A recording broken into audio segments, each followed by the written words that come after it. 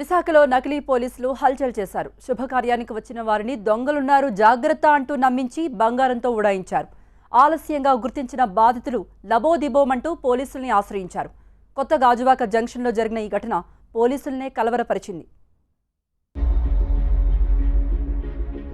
విశాఖలో నకిలీ పోలీసుల హల్చల్.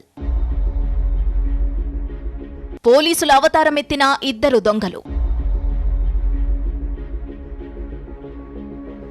కొత్త గాజువాక జంక్షన్లో దోపిడీ.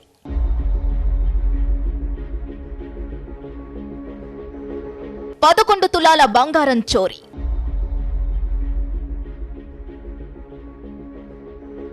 విశాఖ జిల్లా కొత్త గాజువాక సెంటర్లో ఇద్దరు దోపిడీ దొంగలు పోలీసుల అవతారమెత్తారు. శుభకార్యానికి వచ్చిన పోలీశ్వరరావు, శంకర్రావు అనే వ్యక్తులను ట్రాప్ చేశారు. వారి మెడలో ఉన్న బంగారు గొలుసులను గుర్తించిన నకిలీ పోలీసులు వారిని ఆపారు. ఇక్కడ చోరీ గ్యాంగులు తిరుగుతున్నాయని, మెడలో ఉన్న గొలుసులు తస్కరించే అవకాశముందని నమ్మబలికారు.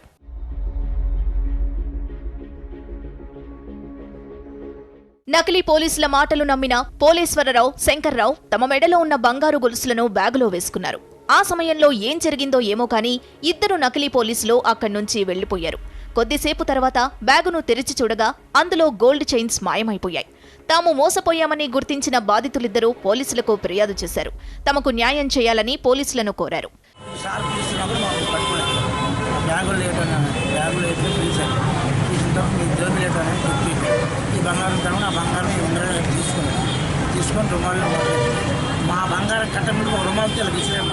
మాతో పాటు ఇంకొక వ్యక్తిని చెక్ చేశారు. వాడిని చూపించానంటే వాడిని కొట్టారు.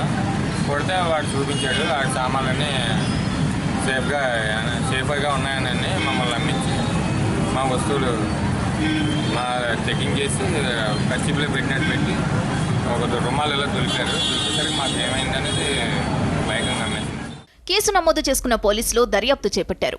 రంగంలోకి దిగిన పోలీసులు కొత్త గాజువాక జంక్షన్లో ఆరా తీశారు. సీసీటీవీ ఫుటేజ్లను పరిశీలించారు.